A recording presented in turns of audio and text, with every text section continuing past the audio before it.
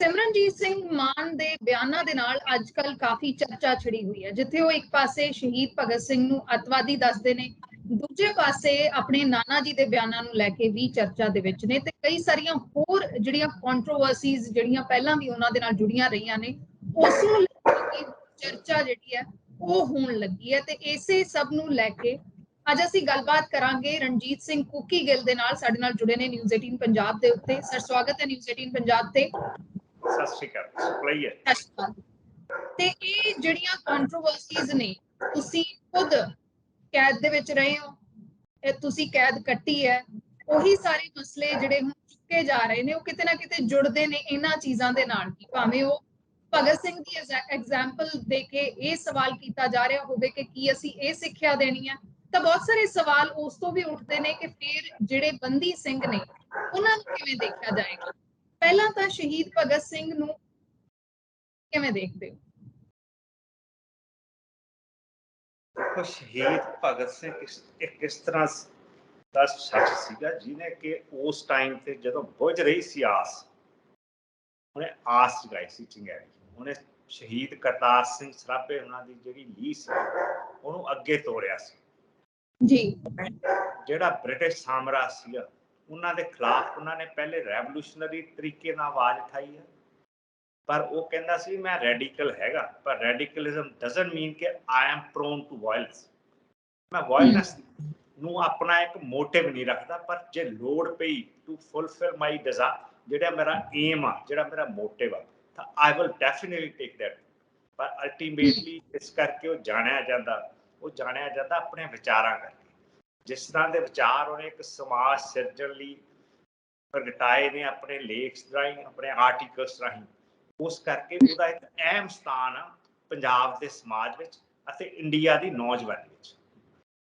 Cutting across religious lines. ਤੁਸੀਂ ਬਹੁਤ ਵਾਰ ਸਿਮਰਨਜੀਤ ਸਿੰਘ ਮਾਨ ਉਹਨਾਂ ਨੂੰ ਮਿਲੇ ਵੀ ਹੋ। ਉਹਨਾਂ ਦੀ ਜਿਹੜੀ ਪੋਲਿਟਿਕਸ ਹੈ ਤੇ ਉਸ ਦੇ ਵਿੱਚ ਉਹ ਇਹ ਬਿਆਨ ਪਹਿਲੀ ਵਾਰ ਨਹੀਂ ਦੇ ਰਹੇ, ਉਹਨਾਂ ਨੇ ਇਹ ਬਿਆਨ ਪਹਿਲਾਂ ਵੀ ਦਿੱਤੇ ਹੋਏ ਨੇ।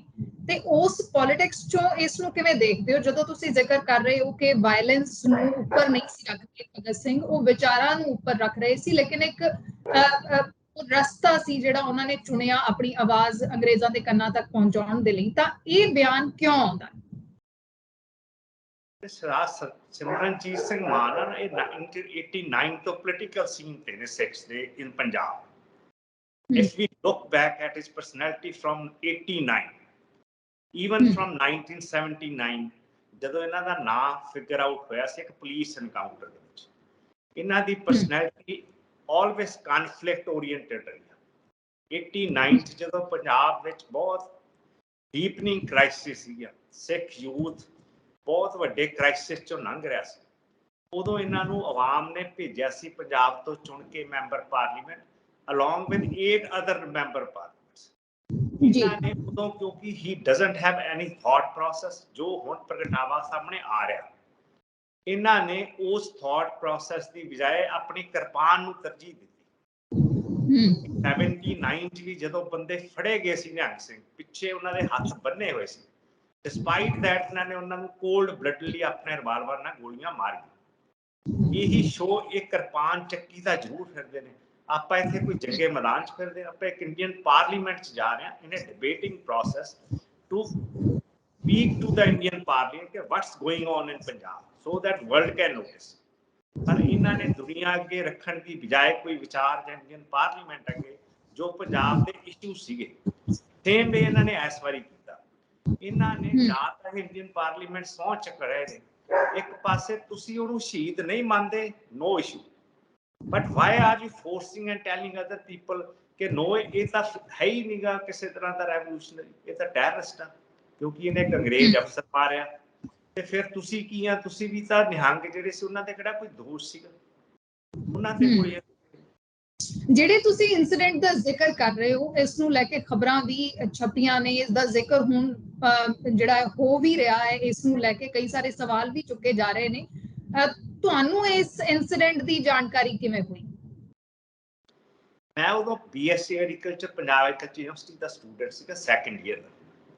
ਜੀ ਜਦੋਂ ਇੰਸੀਡੈਂਟ ਹੋਇਆ ਜਿਹੜਾ ਉਹ ਪਿੰਡ ਆ ਸਰਾਏ ਨਾਗਾ, ਉੱਥੇ ਮੇਰੇ ਕਜ਼ਨ ਮਾਮਾ ਜੀ ਉਸ ਪਿੰਡ ਦੇ ਸਰਪੰਚ ਸੀ, ਸਰਦਾਰ ਗੁਰਦਿਆਲ ਸਿੰਘ। ਸਰਦਾਰ ਹਰਚੰਦ ਸਿੰਘ ਬਰਾੜ ਨਾਲ ਮੇਰੇ ਫਾਦਰ ਸਾਹਿਬ ਦੇ ਬਹੁਤ ਚੰਗੇ ਤਾਲੁਕਾ ਸੀ, ਉਹ ਸਾਡੇ ਘਰੇ ਵੀ ਆਉਂਦੇ ਸੀ, ਮੈਂ ਵੀ ਉੱਥੇ ਕਈ ਵਾਰੀ। ਉੱਥੇ ਜਦੋਂ ਇਸ਼ੂ ਉੱਠਿਆ ਪੁੱਛਿਆ ਮੈਂ ਉਦੋਂ, ਕਿਉਂਕਿ ਆਈ ਵਾਸ ਅਰਲੀ ਟੀਨਸ ਦੇ ਵਿੱਚ ਸੀਗਾ, ਮੈਂ ਆਪਣੇ 18-19 ਇਅਰਸ ਦਾ ਹੋਊਗਾ ਜੀ। ਉਦੋਂ ਉਹਨਾਂ ਨੇ ਦੱਸਿਆ ਸੀ ਕਿ ਇਹ ਕਨਫਲਿਕਟ ਪਿਛਲੀ ਇੱਕ ਰਾਤ ਤੋਂ ਚੱਲ ਰਿਹਾ ਸੀ। ਕੋਈ ਸਰਟਨ ਡੋਮੈਸਟਿਕ ਕਲੈਸ਼ ਹੋਇਆ ਕਿ ਉਹਨਾਂ ਦੇ ਪੈਟਸ ਆਪਸ ਲੜੇ ਆ। ਉਹਨਾਂ ਨੇ ਜਾ ਕੇ ਜਿਹੜਾ ਮਹੰਤ ਸੀਗਾ ਉਸ ਗੁਰਦੁਆਰੇ, ਕਿਉਂਕਿ ਉੱਥੇ ਜਿਹੜਾ ਗੁਰਦੁਆਰਾ ਸਾਹਿਬ ਆ ਗੁਰੂ ਅੰਗਦ ਦੇਵ ਜੀ ਦਾ ਜਨਮ ਸਥਾਨ ਆ, ਬੜੀ ਪਵਿੱਤਰ ਥਾਂ ਹੈਗੀ ਆ ਸਿੱਖ ਕੌਮ ਦੇ ਵਿੱਚ। ਉਹਨਾਂ ਨੇ ਜਾ ਕੇ ਗਵਰਨਰ ਸਾਹਿਬ ਨੂੰ ਉਹਨਾਂ ਨੂੰ ਦੱਸਿਆ, ਜਿਹੜੇ ਚੀਫ ਮਿਨਿਸਟਰ ਵੀ ਪੰਜਾਬ ਰਹੇ ਸਰਦਾਰ ਹਰਚੰਦ ਸਿੰਘ ਬਰਾੜ, ਹੁਣ ਤਾਂ ਉਹ ਇਸ ਦੁਨੀਆ ਵਿੱਚ ਹੈ ਨਹੀਂ। ਉਹਨਾਂ ਨੇ ਪੁਲਿਸ ਨੂੰ ਸੱਦ ਲਿਆ। ਜਦੋਂ ਪੁਲਿਸ ਆਈ ਤਾਂ ਨਿਹੰਗ ਭੱਜ ਕੇ ਖੇਤਾਂ 'ਚ ਵੜ ਗਏ, 7-8 ਜਣੇ ਸੀ। ਉੱਥੋਂ ਉਹਨਾਂ ਦੀ ਮੁੱਠਭੇੜ ਹੋਈ ਪੁਲਿਸ ਨਾਲ, ਉਹਦੇ ਵਿੱਚ ਸ਼ਾਇਦ ਪੁਲਿਸ ਦੇ 3 ਬੰਦੇ ਮਾਰੇ ਗਏ ਸੀ। ਉਸ ਤੋਂ ਬਾਅਦ ਸਿਮਰਨਜੀਤ ਸਿੰਘ ਮਾਨ ਆਉਂਦੇ, ਕਿਉਂਕਿ SSP ਸੀਗੇ ਉਸ ਟਾਈਮ ਤੇ ਫਰੀਦਕੋਟ ਦੇ। ਉਹ ਕਿਉਂਕਿ he was related to Sardar Harchand Singh Brar through his son, ਕਿਉਂਕਿ ਇਹਨਾਂ ਸਨ ਦੀਆਂ ਤੇ ਸਿਮਰਨਜੀਤ ਮਾਨ ਦੀ ਜਿਹੜੀ ਵਾਈਫ ਆ, ਈਵਨ ਮਹਾਰਾਜਾ ਅਮਰਿੰਦਰ ਸਿੰਘ ਦੀ ਵਾਈਫ ਹੈ, ਸਿਸਟਰਸ ਨੇ। They are daughters of A chief secretary Kang, ਜਿਹੜੇ ਪੰਜਾਬ ਦੇ ਚੀਫ ਸੈਕਟਰੀ ਰਹੇ। ਇਹਨਾਂ ਨੇ ਸਿਮਰਨਜੀਤ ਮਾਨ ਨੇ ਹੌਲੀ ਉਹਨਾਂ ਨੂੰ ਕਿਸੇ ਤਰ੍ਹਾਂ ਪੁਲਿਸ ਨੇ ਓਵਰਪਾਵਰ ਕਰ ਲਿਆ ਨਿਹੰਗਸ ਨੂੰ, ਉਹਨਾਂ ਦੇ ਹੱਥ ਪਿੱਛੇ ਬੰਨ੍ਹ ਦਿੱਤੇ ਗਏ। ਉਹ 5 ਜਣੇ ਉਹਨਾਂ ਚੋਂ ਇਹ ਬੰਨ ਕੇ ਲਿਆਏ ਨੇ ਪਿੰਡ ਦੇ ਵਿੱਚ in full day light after 11 o'clock or 12 o'clock ਦੀ ਗੱਲ ਹੈ ਇਹ, ਮੈਂ 11 ਅਪ੍ਰੈਲ 1979 ਦੀ ਗੱਲ। ਤੇ ਇਹਨਾਂ ਨੇ ਆਪਣੇ ਜਿਹੜਾ ਇਹਨਾਂ ਕੋਲੇ ਸੀਗਾ ਵੈਪਨ, ਜਿਹੜਾ ਪੁਲਿਸ ਦਾ ਵੈਪਨ ਸੀ, ਉਹਦੇ ਨਾਲ ਇਹਨਾਂ ਨੇ ਸ਼ੂਟ ਡਾਊਨ ਕੀਤਾ। ਪਹਿਲੇ 2 ਬੰਦੇ ਮਰੇ ਨੇ, ਫਿਰ ਇਹਨਾਂ ਨੂੰ DC ਉਸ ਟਾਈਮ ਤੇ ਮਿਸਟਰ ਜੌਲ ਸੀ, ਗੁਰਬਖਸ਼ ਸਿੰਘ ਜੌਲ, ਉਹਨਾਂ ਨੇ ਇਹਨਾਂ ਦਾ ਹੱਥ ਫੜ ਲਿਆ ਵੀ ਐ ਨਾ ਕਰੇ। ਪਰ ਫਿਰ ਵੀ ਉਹ ਜਦੋਂ ਉੱਥੇ ਏਦਾਂ ਗੱਲ ਹੋਈ ਤਾਂ ਫਰਦਰ ਪੁਲਿਸ ਫਾਇਰਿੰਗ ਹੋਈ ਹੈ, ਉਹਦੇ 'ਚ 2 ਹੋਰ ਮਰੇ ਨੇ। 7 people were killed there, and ਅੱਜ ਤੱਕ ਕੋਈ ਅਕਾਊਂਟੇਬਿਲਿਟੀ ਨਹੀਂ ਆਈ ਉਸ ਕੇਸ ਦੀ। ਇਹੀ ਸਵਾਲ ਸ਼ਾਇਦ ਲੋਕ ਕਰਨਗੇ, ਜਿਹੜੀ ਇਹ ਚਰਚਾ ਹੋ ਰਹੀ ਹੈ ਜਾਂ ਫਿਰ ਇਸ ਇਨਸੀਡੈਂਟ ਦੇ ਬਾਰੇ ਜੋ ਇਨਫੋਰਮੇਸ਼ਨ ਆ ਰਹੀ ਹੈ, ਬਹੁਤ ਸਾਰੀ ਇਨਫੋਰਮੇਸ਼ਨ ਆਲਰੇਡੀ ਸਾਂਝੀ ਵੀ ਕੀਤੀ ਗਈ ਹੈ, ਅਖਬਾਰਾਂ ਦੇ ਵਿੱਚ ਵੀ ਪਬਲਿਸ਼ ਹੋਈ ਹੈ। ਲੇਕਿਨ ਜਦੋਂ ਸਿਮਰਨਜੀਤ ਸਿੰਘ ਮਾਨ ਦਾ ਇਸ ਕੇਸ ਦੇ ਨਾਲ ਜ਼ਿਕਰ ਕਰਦੇ ਆ ਜਾਂ ਉਹਨਾਂ ਦਾ ਇਸ ਕੇਸ ਦੇ ਨਾਲ ਕੀ ਤਾਲੁਕ ਸੀ, ਤਾਂ ਫਿਰ ਸਵਾਲ ਇਹ ਵੀ ਹੋਏਗਾ ਕਿ ਫਿਰ ਇਸ ਤੇ ਕਾਰਵਾਈ ਕਿਉਂ ਨਹੀਂ ਹੋਈ ਸਿਮਰਨਜੀਤ ਸਿੰਘ ਮਾਨ ਉਹਨਾਂ ਤੇ। ਕਿ ਸਿਮਰਨਜੀਤ ਮਾਨ ਦਾ ਜਿਹੜਾ ਸਿੱਖ ਕੌਮ ਵਿੱਚ ਕਨਫਰੰਟੇਸ਼ਨਲ ਐਟੀਟਿਊਡ ਰਿਹਾ। ਤੁਸੀਂ ਦੇਖੋ, ਮੈਂ ਤੁਹਾਨੂੰ 2 ਇਨਸੀਡੈਂਟਸ ਦੱਸਦਾ ਪ੍ਰੋਮੀਨੈਂਟਲੀ ਕਿ ਇਹਨਾਂ ਨੇ ਕੀ ਸਿੱਖ ਕੌਮ ਨੂੰ ਅਚੀਵ ਕਰਕੇ। ਪਹਿਲਾ ਫੇਲੀਅਰ ਇਹਨਾਂ ਦਾ 89 ਸੀ, ਸੈਕੰਡ ਫੇਲੀਅਰ ਇਹਨਾਂ ਦਾ 92 ਸੀ, ਜਦੋਂ ਇਹਨਾਂ ਨੇ ਇਲੈਕਸ਼ਨਸ ਦਾ ਬਾਈਕਾਟ ਕੀਤਾ, despite being in a powerful position. ਇਹ ਕਹਿੰਦੇ ਅਸੀਂ ਤਾਂ ਨਹੀਂ ਕੀਤਾ ਕਿ ਸਾਨੂੰ ਮੁੰਡੇ ਮਾਰਨੇ ਪੈਣੇ ਸੀ।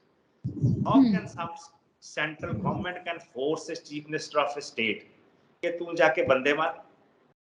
ਵਿਕਾਸ ਇੰਨਾ ਤਾਂ ਇੰਡੀਅਨ ਕਨਸਟੀਟਿਊਸ਼ਨ ਹੈਗਾ। ਇਹ ਹੁਣ ਜਾ ਕੇ ਇੰਡੀਅਨ ਕਨਸਟੀਟਿਊਸ਼ਨ ਦੀ ਸਹੁੰ ਚੱਕਦੇ।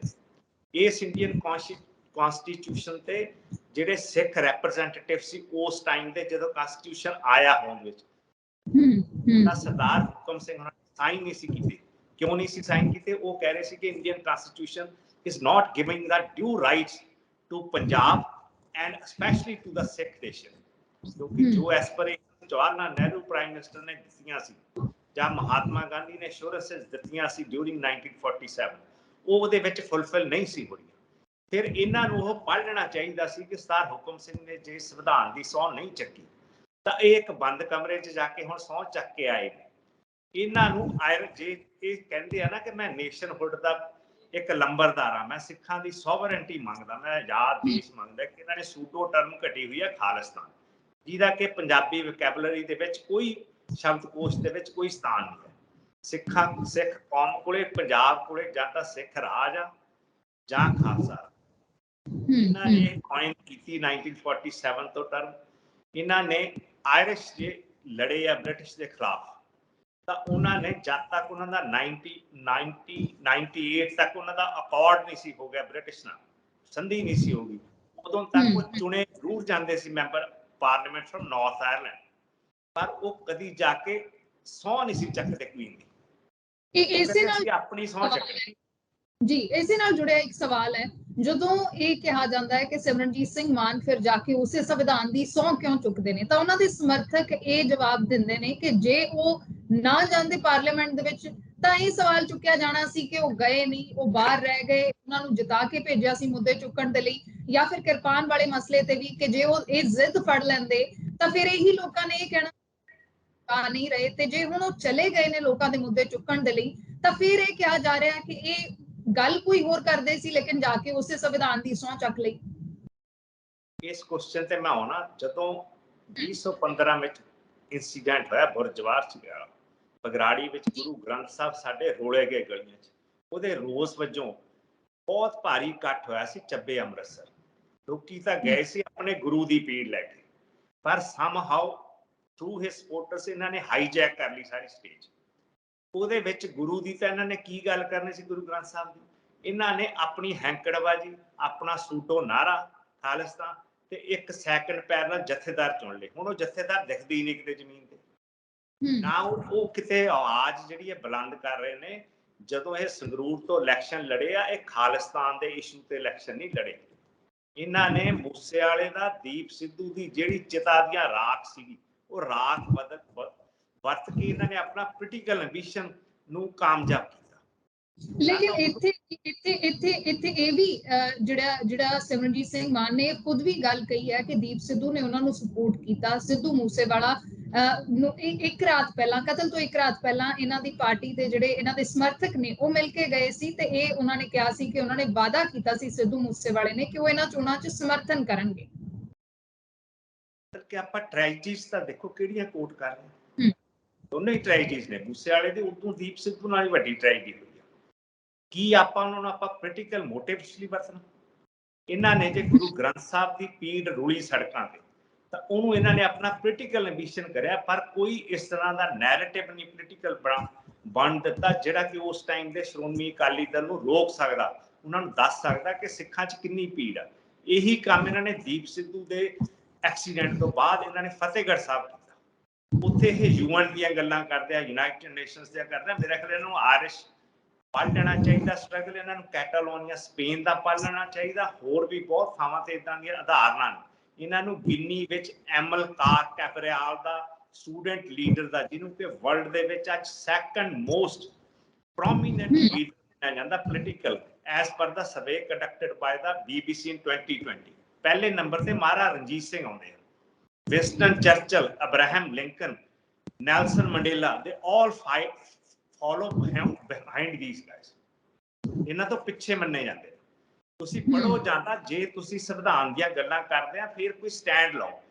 ਜ਼ਰੂਰੀ ਨਹੀਂ ਕਿ ਪਾਰਲੀਮੈਂਟ 'ਚ ਇਸ਼ੂ ਉੱਠਣੇ ਨੇ, ਬਹੁਤ ਪਲੇਟਫਾਰਮਸ ਨੇ, ਬਾਹਰ ਪਬਲਿਕ 'ਚ ਉਠਾਓ ਕਿ ਅਸੀਂ ਤਾਂ ਇਹ ਸੰਵਿਧਾਨ ਮੰਨਦੇ, ਜਾਂ ਇਹ ਕਹੋ ਕਿ ਮੈਂ ਮਿਸਲੀਡ ਕਰ ਰਿਹਾ ਸਿੱਖ ਨੇਸ਼ਨ ਨੂੰ, ਜਿਵੇਂ ਇਹਨਾਂ ਨੇ ਚੱਬੇ ਕੀਤਾ, ਜਿਵੇਂ ਇਹਨਾਂ ਨੇ ਫਤਿਹਗੜ੍ਹ ਸਾਹਿਬ ਕੀਤਾ, 89 'ਚ ਕੀਤਾ, 1992 'ਚ ਕੀਤਾ, ਤੇ ਜੋ ਇਹਨਾਂ ਨੇ ਪ੍ਰਗਟਾਵਾ 79 'ਚ 1979 ਸਰਾਏਨਾਗਾ ਕੀਤਾ, ਉਹ ਵੀ ਪਹਿਲੇ ਐਕਸਪਲੇਨ ਕਰ। ਫਿਰ ਭਗਤ ਸਿੰਘ ਤੇ ਆਇਓ, ਇੱਕ ਮਤਲਬ ਕਿ ਸਮਾਜ ਵਿੱਚ ਵੰਡੀਆਂ ਨਾ ਪਾਓ। ਤੁਹਾਨੂੰ ਉੱਥੇ ਭਗਤ ਸਿੰਘ ਨੂੰ ਸਰਟੀਫਿਕੇਟ ਦੇਣ ਲਈ ਪਾਰਲੀਮੈਂਟ 'ਚ ਨਹੀਂ ਭੇਜਿਆ। You are there for some different issues. Punjab bleed ਕਰ ਰਿਹਾ, ਪੰਜਾਬ ਦੇ ਹੱਕ ਖੋਏ ਜਾ ਰਹੇ ਨੇ। You have to concentrate on those issues. Sikhs ਦੇ ਅੱਗੇ ਉਤੋਂ ਵੀ ਵੱਡੇ ਸਵਾਲ ਖੜੇ। ਤੁਸੀਂ ਖੁਦ ਕੈਦ ਕੱਟੀ ਹੈ ਇਹਨਾਂ ਇਸ਼ੂਜ਼ ਨੂੰ ਲੈ ਕੇ, ਜਿੰਨਾ ਇਸ਼ੂਜ਼ ਨੂੰ ਲੈ ਕੇ ਹੁਣ ਸ਼੍ਰੋਮਣੀ ਅਕਾਲੀ ਦਲ ਨੇ ਚੋਣ ਵੀ ਲੜੀ ਹੈ। ਬੰਦੀ ਸਿੰਘਾਂ ਦੀ ਰਿਹਾਈ ਦਾ ਮਸਲਾ ਉਹਨਾਂ ਨੇ ਚੁੱਕਿਆ ਹੈ। ਇਹ ਵੀ ਅਕਾਲੀ ਦਲ ਨੇ ਇੱਕ ਸਪੋਕਸਪਰਸਨ ਨੂੰ ਸਵਾਲ ਕੀਤਾ ਜਿਹੜੇ ਸ਼੍ਰੋਮਣੀ ਅਕਾਲੀ ਦਲ ਅੰਮ੍ਰਿਤਸਰ ਦੇ ਸੀ ਕਿ ਫਿਰ ਤੁਸੀਂ ਜਗਤਾਰ ਸਿੰਘ ਹਵਾਰਾ ਜਾਂ ਹੋਰ ਜਿਹੜੇ ਬੰਦੀ ਸਿੰਘ ਨੇ ਉਹਨਾਂ ਦੇ ਬਾਰੇ ਕੀ ਕਹੋਗੇ, ਕਿਉਂਕਿ ਇਹ ਸਵਾਲ ਤਾਂ ਉੱਠਦਾ ਹੈ ਜਦੋਂ ਭਗਤ ਸਿੰਘ ਨੂੰ ਅੱਤਵਾਦੀ ਕਿਹਾ ਜਾਂਦਾ ਹੈ। ਫਿਰ ਇਹ ਵੀ ਕਿਹਾ ਜਾਂਦਾ ਹੈ ਕਿ ਭਗਤ ਸਿੰਘ ਨੇ ਜੋ ਐਕਸ਼ਨ ਲਏ, ਜਿਹੜੇ ਉਹਨਾਂ ਨੇ ਪੁਲਿਸ ਵਾਲੇ ਮਾਰੇ ਜਾਂ ਫਿਰ ਉਹਨਾਂ ਨੇ ਅਸੈਂਬਲੀ ਦੇ ਵਿੱਚ ਬੰਬ ਸਿੱਟਿਆ।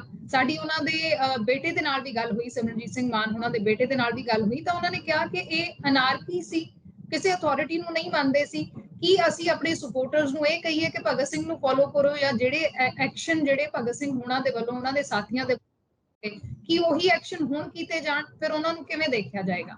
ਤੁਸੀਂ ਇਹਨਾਂ ਚੀਜ਼ਾਂ ਨੂੰ ਜੋੜ ਕੇ ਕਿਵੇਂ ਦੇਖਦੇ ਹੋ? ਦੇਖੋ, ਮੇਰੇ ਅੱਗੇ ਰੀਅਲ ਇਸ਼ੂਜ਼ ਆਏ ਸੀ ਨਿਊਯਾਰਕ ਦੀ ਕੋਰਟ ਦੇ ਵਿੱਚ, ਕਿਉਂਕਿ ਮੇਰੇ ਤੇ ਵਾਇਲੈਂਸ ਦੇ ਦੋਸ਼ ਸੀਗੇ। ਮੈਨੂੰ ਐਕਸਕਿਊਜ਼ ਕਰ ਰਹੀ ਸੀ government of India for violence, violent crime. ਉਸ ਕਰਕੇ ਮੇਰੇ ਤੇ ਆਟੋਮੈਟਿਕ ਲੇਬਲ ਲੱਗ ਰਿਹਾ ਸੀ ਟੈਰਰਿਜ਼ਮ ਦਾ, ਜਿਵੇਂ ਸਿਮਰਨਜੀਤ ਮਾਨ ਭਗਤ ਸਿੰਘ ਬਾਰੇ ਉਠਾ ਰਹੇ। ਇਹਨਾਂ ਨੂੰ ਜਾਣਕਾਰੀ ਡੂੰਘਾਈ 'ਚ ਦੇਖਣਾ ਚਾਹੀਦਾ। ਮੈਂ ਕੋਰਟ ਵਿੱਚ ਗਿਆ, ਮੈਨੂੰ 2 ਸਾਲ ਲੱਗ ਤਾਂ ਗਏ ਜ਼ਰੂਰ ਮੇਰੀ ਐਕਸਟ੍ਰੈਡੀਸ਼ਨ ਪ੍ਰੋਸੀਡਿੰਗਸ ਦੇ ਦੌਰਾਨ, ਤਾਂ then court sided with my view point ਕਿ I am a political Sikh activist. ਇਹ ਸਿੱਖ ਐਕਟਿਵਿਸਟ ਜਾਂ ਰੈਵੋਲੂਸ਼ਨਰੀ ਹੁੰਦਾ, ਉਹਦੇ 'ਚ ਜੇ ਵਾਇਲੈਂਸ ਜੁੜੀ ਹੋਵੇ ਉਹ ਡਿਫਰੈਂਟ ਐਂਗਲ ਦੀ ਵਾਇਲੈਂਸ ਹੁੰਦੀ ਆ।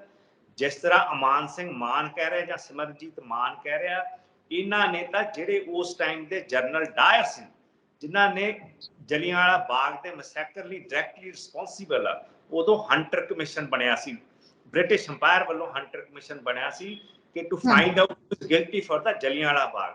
ਜਿਹੜੀ ਸੀਤਲਵਾੜਾ ਲੇਡੀ ਹੁਣ ਗੁਜਰਾਤ 'ਚ ਫੜੀ ਹੋਈ ਆ, ਜਰਨਲਿਸਟ ਆ, ਐਕਟਿਵਿਸਟ ਆ, ਉਹਨਾਂ ਦੇ ਪੜਦਾਦਾ ਜੀ ਉਸ ਕਮਿਸ਼ਨ ਦੇ ਮੈਂਬਰ ਸੀ, ਵੈਰੀ ਸੀਨੀਅਰ ਮੈਂਬਰ। ਉਹਨਾਂ ਨੇ ਜਿਹੜੇ 3 ਇੰਡੀਅਨ ਮੈਂਬਰ ਸੀ, ਉਹਨਾਂ ਨੇ ਕਿਹਾ ਸੀ ਕਿ general Dyer is directly responsible for this. ਇਹ ਹੁਣ ਜਨਰਲ ਡਾਇਰ ਨੂੰ ਇਹਨਾਂ ਦੇ ਜੇ ਨਾਨਾ ਜੀ ਸਰੋਪਾ ਦਿੰਦੇ ਆ ਤਾਂ ਇਹ ਕਹਿੰਦੇ ਇਹਨਾਂ ਨੇ ਬੰਬਾਰੀ ਰੋਕਤੀ। ਇਹ ਤਾਂ ਇੱਥੋਂ ਤੱਕ ਵੀ ਕਹਿੰਦੇ ਵੀ 84 ਦਾ ਜਿਹੜਾ ਇੰਡੀਅਨ ਆਰਮੀ ਅਟੈਕ ਆ ਉਹ ਟਲ ਜਾਣਾ ਸੀਗਾ ਜੇ ਪ੍ਰਕਾਸ਼ ਸਿੰਘ ਬਾਦਲ ਤੋੜਾ ਤੇ ਜਿਹੜੇ ਹਰਚੰਦ ਸਿੰਘ ਲੰਗੋਵਾਲ ਸਰੋਪਾ ਪਾਉਣ ਦਿੰਦੇ ਰਹੇ। ਇਦੋਂ ਮੇਰਾ ਖਿਆਲ ਨੀਵੇਂ ਪੱਧਰ ਦੀ ਵਿਆਖਿਆ ਕਿਸੇ ਇੰਸੀਡੈਂਟਸ ਬਾਰੇ ਕਹਿਣੀ, ਪਹਿਲੇ ਇਹਨਾਂ ਨੂੰ ਮੇਰਾ ਕੇਸ ਪੜ੍ਹ ਲੈਣਾ ਚਾਹੀਦਾ। ਇਹ ਜਿਹੜੀ ਦੇ ਰਹੇ ਹੋ ਕਿ ਪ੍ਰਕਾਸ਼ ਸਿੰਘ ਬਾਦਲ ਜਾਂ ਟੋੜਾ ਜਾਂ ਫਿਰ ਲੌਂਗੋਵਾਲ ਸਰੋਪਾ ਪਾ ਦਿੰਦੇ, ਇਹ ਸਟੇਟਮੈਂਟ ਕਿੱਥੇ ਆਈ ਹੈ? ਇਹ ਸਟੇਟਮੈਂਟ ਸੋਸ਼ਲ ਮੀਡੀਆ ਤੇ ਆਈ ਜੀ। ਮਤਲਬ ਕਿ ਇਹ ਕਿਸ ਤਰ੍ਹਾਂ ਦੀ ਗੱਲ ਕਰ ਰਹੇ ਕਿ ਮੇਰੇ ਨਾਨੇ ਨੇ ਤਾਂ ਪਾਇਆ ਸੀ ਕਿ ਬੰਬਾਰੀ ਨਾ ਹੋ ਜੇ, ਤੇ ਕੀ ਗੱਲ ਉਹ ਡਾਇਰ ਨੇ ਰੋਕ ਲੈਣਾ ਸੀ? ਡਾਇਰ ਨੇ ਬੰਬਾਰੀ, ਤੇ ਬੰਬਾਰੀ ਤਾਂ ਬ੍ਰਿਟਿਸ਼ ਅੰਪਾਇਰ ਨੇ ਕਰਾਉਣੀ ਸੀ, ਪਰ ਵਾਈ ਬੰਬਾਰੀ ਕਿਉਂ ਕਰਾਉਣੀ ਸੀ? ਇੱਕ ਵਾਰੀ ਵੀ ਕੋਈ ਇਦਾਂ ਦਾ ਇੰਸੀਡੈਂਟ ਨਹੀਂ ਆਇਆ ਕਿ ਸਾਮਰਾਜੀ ਸੋਚ ਨੇ ਬੰਬ ਸੁੱਟੇ ਹੋਣ। And you assuming some things which are illusionary. He is a illusionary leader ਜਿਹੜਾ ਕਿ ਇਲੂਜਨਸ ਕ੍ਰੀਏਟ ਕਰਦਾ, then he try to swim through the, ਫਿਰ ਉਹਦੇ ਵਿੱਚ ਦੀ ਇਹ ਤੈਰਨਾ ਚਾਹੁੰਦਾ।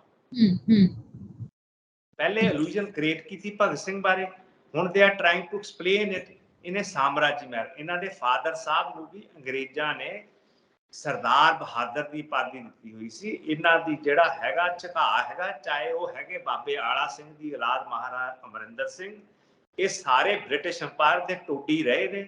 ਇਹਨਾਂ ਨੇ ਇਹਨਾਂ ਨੂੰ ਸਾਰੇ ਜਿਹੜੇ ਉਹਦੇ ਖਿਲਾਫ ਆਵਾਜ਼ ਸੀਗੀ ਬ੍ਰਿਟਿਸ਼ ਸਾਮਰਾਜ ਦੀ, ਇਹਨਾਂ ਨੂੰ ਉਹ ਸਾਰੇ ਟੈਰਰਿਸਟ ਹੀ ਲੱਗਣੇ। ਇਹ ਤਾਂ ਮੈਨੂੰ ਵੀ ਟੈਰਰਿਸਟ ਹੀ ਕਹਿਣਗੇ ਭਾਵੇਂ ਮੇਰੇ ਕੋਲ ਕੋਰਟ ਦੇ ਆਰਡਰ। ਜਿਹੜੇ ਜਗਤਾਰ ਸਿੰਘ ਹਵਾਰੇ ਬਾਰੇ ਕਿਵੇਂ ਉਹਨੂੰ ਜਥੇਦਾਰ ਲਾਤਾ ਸੀ ਇਹਨਾਂ ਨੇ ਚੱਬੇ, ਕੀ ਉਹਦਾ ਇਤਿਹਾਸ ਪਤਾ ਨਹੀਂ। ਅੱਛਾ, ਜੋ ਹੁਣ ਚਰਚਾ ਛਿੜੀ ਹੈ ਇਸ ਬਿਆਨ ਦੇ ਨਾਲ ਸੋਸ਼ਲ ਮੀਡੀਆ ਤੇ, ਤੁਸੀਂ ਵੀ ਦੇਖਦੇ ਹੋ ਕਿ 2 ਤਰ੍ਹਾਂ ਦੀ ਚਰਚਾ ਛਿੜੀ ਹੈ। ਇੱਕ ਇਹ ਜੋ ਸਿਮਰਨਜੀਤ ਸਿੰਘ ਮਾਨ ਨੂੰ ਸਪੋਰਟ ਕਰ ਰਹੇ ਨੇ ਇਸ ਮੁੱਦੇ ਦੇ ਉੱਤੇ, ਭਗਤ ਸਿੰਘ ਸ਼ਹੀਦ ਕਿਵੇਂ ਹੈ ਜਾਂ ਫਿਰ ਭਗਤ ਸਿੰਘ ਅੱਤਵਾਦੀ ਹੈ, ਇਹ ਸਾਰੇ ਸਵਾਲ ਚੁੱਕੇ ਜਾ ਰਹੇ ਨੇ। ਦੂਸਰਾ ਪੱਖ ਉਹ ਹੈ ਜਿਹੜੇ ਡਿਫੈਂਡ ਕਰ ਰਹੇ ਨੇ ਸ਼ਹੀਦ ਭਗਤ ਸਿੰਘ ਕਿਵੇਂ ਲੋਕ ਸੰਘਰਸ਼ਾਂ ਦਾ ਸ਼ਹੀਦ ਸੀ। ਤੁਸੀਂ ਜੋ ਲੋਕ ਇਹ ਚਰਚਾ ਕਰ ਰਹੇ ਨੇ ਉਹਨਾਂ ਨੂੰ ਕੀ ਕਹਿਣਾ ਚਾਹੋਗੇ?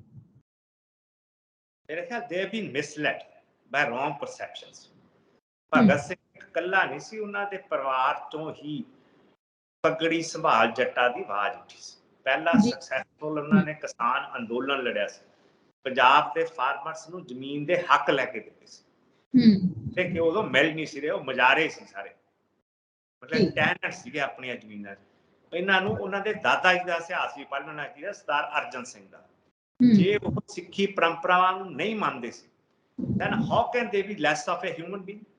ਉਹਨਾਂ ਦੇ ਦੇਖੋ, ਕੱਲੀ ਵਾਇਲੈਂਸ ਨਾ ਦੇਖੋ, ਉਸ ਤੋਂ ਬਾਅਦ ਦੇਖੋ ਕਿ ਜੋ ਨੈਰੇਟਿਵ ਭਗਤ ਸਿੰਘ ਨੇ ਵਰਤਿਆ, ਭਾਵੇਂ ਇੰਡੀਅਨ ਸਟੇਟ ਨੇ ਉਸ ਨੈਰੇਟਿਵ ਨੂੰ 1980 ਦੇ ਵਿੱਚ ਸਿੱਖ ਆਵਾਮ ਦੇ ਖਿਲਾਫ ਵਰਤਿਆ। ਇੱਕ ਵਾਰੀ ਵੰਡੀ ਪਾਉਣੀ ਚਾਹੀ, ਉਹਦੇ ਨਾਲ ਵਾਇਲੈਂਸ ਵੀ ਹੋਈ, ਪਾਸ਼ ਵਰਗੇ ਪੋਇਟ ਨੂੰ ਆਪਣੀ ਜਾਨ ਵੀ ਗਵਾਉਣੀ ਪਈ। And we have to look into that ਵੀ ਇਹ ਜਿਹੜੇ ਨੈਰੇਟਿਵ ਸਿਮਰਨਜੀਤ ਸਿੰਘ ਮਾਨ ਬਿਲਡ ਅਪ ਕਰ ਰਿਹਾ, ਇਹ one man army ਹੈ। Other than that, they have no party structure. Over 40 years, he has not been able to build a base within the Sikh nation. ਠੀਕ ਹੈ, ਬੋਲਦੇ ਨੇ ਇਹਨਾਂ ਦਾ ਇਤਿਹਾਸ ਆ ਕਿ ਮੈਂ 84 ਸਰਵਿਸ ਛੱਡੀ, ਪਰ ਇਹ ਵੀ ਦੱਸਣ ਕਿ ਉਸ ਤੋਂ ਬਾਅਦ ਜੋ ਸਟੈਪਸ ਇਹਨਾਂ ਨੇ ਚੱਕੇ ਨੇ, it was for a progressive thought or always a digressive and regressive thought। ਕਿ ਹਮੇਸ਼ਾ ਤੁਸੀਂ ਇਦਾਂ ਦੀ ਗੱਲ ਕਰਨੀ ਜਿਹਦੇ ਨਾਲ ਕਨਫਲਿਕਟਸ ਅਰਾਈਜ਼ ਹੋਣ। Punjab doesn't need another conflict। especially on the basis of Bhagat Singh's status. ਜੀ ਜੀ ਤਾਂ ਮਿਸਲੀਡ ਕੀਤਾ ਗਿਆ ਹੈ ਨੌਜਵਾਨਾਂ ਨੂੰ। ਤੁਸੀਂ ਇਹ ਕਹਿ ਰਹੇ ਹੋ ਕਿ ਇਹਨਾਂ ਸਟੇਟਮੈਂਟਸ ਦੇ ਰਾਹੀਂ ਜਾਂ ਫਿਰ ਜਿਹੜੇ ਫੈਕਟਸ ਨੂੰ ਤੋੜ ਮਰੋੜ ਕੇ ਪੇਸ਼ ਕੀਤਾ ਜਾਂਦਾ ਹੈ, ਤੇ ਨੌਜਵਾਨਾਂ ਨੂੰ ਸ਼ਾਇਦ ਖੁਦ ਭਗਤ ਸਿੰਘ ਦੀਆਂ ਲਿਖਤਾਂ ਜਾਂ ਫਿਰ ਜਿਹੜੀਆਂ ਕੇਸ ਦੀਆਂ ਜਿਹੜੀਆਂ ਡਿਟੇਲਸ ਨੇ ਡਾਕੂਮੈਂਟਡ ਹੈ ਕਿਉਂਕਿ ਸਾਰਾ ਕੁਝ, ਤਾਂ ਸ਼ਾਇਦ ਖੁਦ ਪੜ੍ਹ ਕੇ ਦੇਖਣ, ਫਿਰ ਇਸ ਦੇ ਉੱਤੇ ਚਰਚਾ ਹੋ ਸਕਦੀ ਹੈ। ਸ਼ੁਕਰੀਆ ਸਰ ਸਾਡੇ ਨਾਲ ਜੁੜਨ ਦੇ ਲਈ। ਮੈਂ ਅਰਸ਼ਦੀਪ ਸੰਧੂ, ਨਿਊਜ਼ 18 ਪੰਜਾਬ ਤੇ ਐਨਾ ਹੀ।